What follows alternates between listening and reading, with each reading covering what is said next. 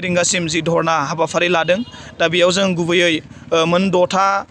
डिमान्डखौ लानानै जोङो बेयाव बुंदों दा बेयाव जों बुंबाय थादों दि बड'लेण्ड इउनिभार्सिटियाव दासिमबो पार्मानेन्ट रेजिस्टार गैया इनसार्जजों सालायगासिनो दङ जायनि जाउनाव बिथांमोना सम मथे रिजाल्ट होनाय लोगोसे ग्रेड सिट गथ'फोरनो होनांगौनि थाखाय बिथाङा बेयाव फेलें जादों जायनि जाउनाव गोबां फरायसुलिफ्रा एडमिसन मोननांगौया बुहुम फरायसालिफोराव मोननांगौनिफ्राय जानगाराव थानो गोनां जादों थांनाय समफोराव गोबां फरायसालिफोराव बा गोबां फरायसालिमाफ्रा टाइम मथे रिजाल्ट होयैयाव इउनिभार्सिटिफोराव एडमिसन लानांगौ गथ'फ्रा मोननो हायासै गोबाङानो जानगाराव थानो गोनां जाबाय दा बेखायनो जों खावलायदों थाबैनो बड'लेण्ड इउनिभार्सिटियाव पार्मानेन्ट रेजिस्टार बेखौ होनांगौ बेजों लोगोसे बड'लेण्ड इउनिभार्सिटिनि जि भाइस चेन्सेलर प्रफेसर लाइसाम लादुसिम बिथाङा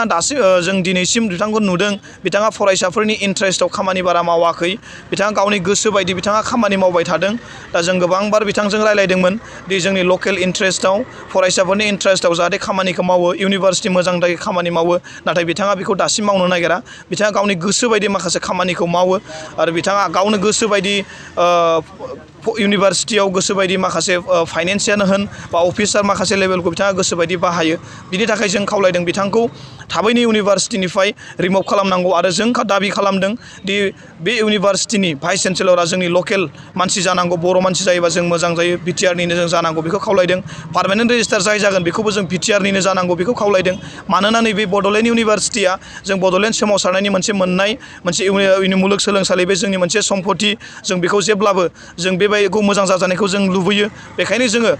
जों लुबैगोन जेब्लाबो बे बिटिआर बा जोंनि लकेल इन्टारेस्टआव जाहाथे बिनि दैदेनगिरिफ्रा फैयो बेजों लोगोसे इउनिभार्सिटियाव मोनसे कर्ट थायो आरो बे कर्टआव मेम्बारफोरा सिगां एमएलएफोर दङमोन जाय एमएलएफोरा रिटायार जाबाय दायो गोदान आसाम एसेम्ब्लिनिफ्राय कर्टनि मेम्बार हरदों एमएलए बिथांमोनखौ नाथाय बिथाङा बे कर्ट मिटिंखौ खालामाखै दासिमबो आरो बे कर्टनि मेम्बारखौ बिथाङा फिलआप खालामाखै बेखायनो जों दाबि खालामदों जाहाथे कर्टनि मेम्बारखौ थाबैनो फिलआप खालामो बेजों लोगोसे एग्जिकिउटिभ काउन्सिल इउनिभार्सिटिनि बे मिटिंखौ जों खालामथ'नाङा होनना दाबि खालामदोंमोन मानोना बेयाव नैबे कर्टआ जाबाय इउनिभार्सिटिनि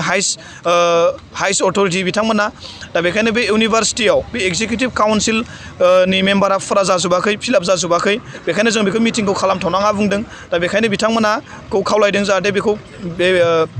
मेम्बारफोरा जेब्लासिम फिलआप जाजोबा अब्लासिम खालामा दा बेखायनो जों गासैबो साथ्र साथ्रिखौ जों खावलायगोन दा जों धरना होदों जाहाथे इयुनाव बेबायदि फरायसुलिफ्रा बिदि जेंनाजों जाहाथे मोगा मोगि जानो गोनां जाया बेखायनो फरायसुलिफोरा जों धरना होदों आरो जों इउनिभार्सिटिखौ जेब्लाबो जोङो बिदि जों जाहोनो हाया मानो होनबा बे जोंनि इउनिभार्सिटि जों बेखौ गुबुनजों जों सलायजानायखौ लुगैया भिसिआ जाबाय मणिपुरि बेयाव आरो रेजिस्टार इनचार्जबो सिगां दस्रा मानसिमोन रिएक्टर जाय दङ बिथाङाबो झारखन्डनि बिथाङा उरिष्यानि सासे मानसि दा बेखायनो बिथांमोना गावसिनि गोसो बायदि खालामनो नागिरदों दा बेखायनो जों मालाबाबो बिदि जाहोनो हाया बेखायनो दुलाराय बर' फरायसा आफादा जोङो सिरियाल बे बड'लेण्ड इउनिभार्सिटिनि एफिलिएटेड कलेज जेसेबांखिनि दङ बेयाव जोङो नैबे धरना हाबाफारिखौ लादों आरो नेक्स्टआव जोङो बाक्सायाव लागोन चिराङाव लागोन क'क्राझाराव लागोन आरो बिनि उनाव जुदि गोनां जायोबा जोङो बड'लेण्ड इउनिभार्सिटियाव सानफ्रोमबो 2 घन्टा 3 घन्टा करि जों धरना होबाय थागोन आरो गोनांथार जायोबा जों इउनिभार्सिटिखौ खाथेनोबो जों जानो हागौ दा बेखायनो दिनैनि बे धरनानि गेजेरजों जोङो मेम'रेन्डाम साबमिसन खालामदों आसामनि मानगोनां गाहाय मन्थ्रि डक्टर हिमन्त बिश्व शर्मानिसिम आसामनि रायजो बेंगिरि मानगोनां गभर्नर सारनिसिम जोङो मेम'रेन्डाम हरगोन आरो जोंनि बे जेंनायाव जोङो आसामनि गाहाय मन्थ्रि मानगोनां डक्टर हिमन्त बिश्व शर्माखौ जों हाबजानानै जों जेंनाखौ सुफुंजानायखौ जों लुबैदों आसामनि सोलोंथाइ मन्थ्रि डक्टर रनज पेगु बिथांखौ जोंनि बे जेंनायाव जाहाथे बेखौ समाधान खालामनो हायो जों बेखौ लुबैदों बेखायनो दिनैनि बे धरना हाबाफारिखौ जों लानाय जादों जोङो दासिमबो जोङो मेम'रेन्डामखौ दाखालि खेबसे हरबाय जोङो बेखायनो जों डेट होदों 30 नभेम्बरसिम जाहाथे बिथांमोना जोंनि जेंनाखौ थाबैनो समाधान खालामनांगौ होनना जों बुंदों दा जोङो माखासे जोंनि जायफोर दैथायहरनाय एमएलएफोर बिथांमोनजों सावरायदों आरो बिथांमोननो जों मेम'रेन्डामखौ हरदों हयथ' बिथांमोना सावरायगोन होनना जोंनो खोथा होदों बिटिसिनि मानगोनां चिफ एक्जिकिउटिभ मेम्बार बिथांनो प्रमद बर' सारनोबो जोङो मेम'रेन्डामखौ कपि हरदों दा बिथांमोनाबो गोजौआव सावरायनानै थाबैनो समाधान खालामनायनि खोथाखौ जोंनो होदों दा बेखायनो जों लुगैदों जाहाथे 30 नभेम्बरनि सिगां जोंनि जेंनाफ्रा जोंनि दाबिफ्रा जाहाथे जाफुंजोबो दिनै दुलाराय बर' फरायसा आफादनि खावलायनाय बायदियै उदालगुरि जिल्ला दुलाराय बर' फरायसा आफादा जिखिनि जिल्लायाव डिग्री कलेजफोर दङ बे कलेजनि लांगोनायाव 2 घन्टानि धरनानि हाबाफारि दिनै बेवहाय लानाय जादों आरो जोङो जिल्ला हिसाबै गासै 9टा जायगायाव दिनैनि बे धर्नानि हाबाफारिखौ फुंनि 10 बाजिनिफ्राय 2 घन्टा धर्नानि हाबाफारि बेखौ लानाय जादों जे मानोना बड'लेण्ड इउनिभार्सिटियाव नुजानाय माखासे जेंना जेंसिनि थाखाय थाबैनो बे जोंनि फरायसुला फरायसुलिफोरा जायखिजाया जेंनायाव मोगा मोगि जाहाथे जानाङिनि थाखाय बा जेंना जेंसियाव गोग्लैनाङिनि थाखाय दिनैनि बे धर्नानि हाबाफारिखौ लानाय जादों जे बेयावहाय बड'लेण्ड इउनिभार्सिटियाव पार्मानेन्ट बा रेगुलार रेजिस्ट्रार दासिमबो बेवहाय थिसननाय जायाखै आइसिनि गेजेरजों दिनै बेखौ सालायबाय थानाय जादों आरो बे पार्मानेन्ट रेजिस्ट्रार गैयैनि थाखाय दिनै जोंनि फरायसुला फरायसुलिफोरा गोबां जेंनानि मोगा मोगियाव जानो गोनां जादों दा मानोना सम बायदियै मार्कशीट मोननो हायाखै सम बायदियै आनजादखौ खुंनो हायाखै आरो सम बायदियै माने ग्रेड शीट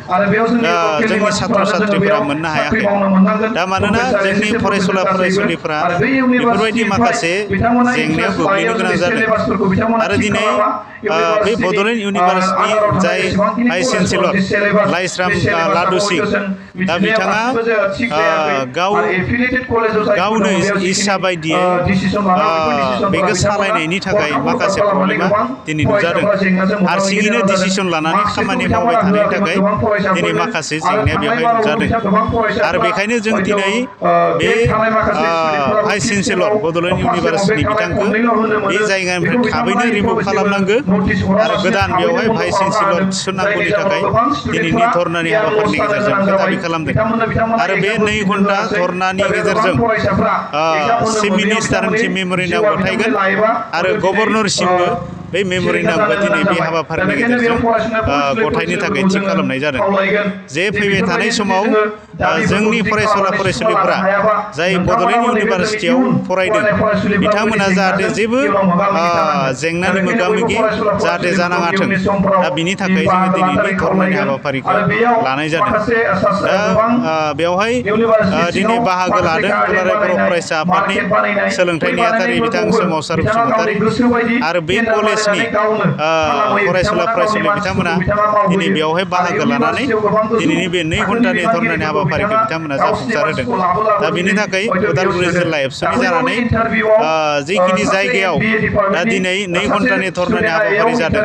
साफ्रोमबो जोंनि जिल्ला एबसुनि बिबानगिरि आरो मोनफ्रोमबो दखरानि बिबानगिरि बिथांमोनखौ आङो साबायखर बावदों आरो गुबुन गुबुन कलेजनि फरायसुला फरायसुलि इउनियन बडिनि बिबानगिरि इउनिट एबसुनि बिबानगिरि बिथांमोननिसिम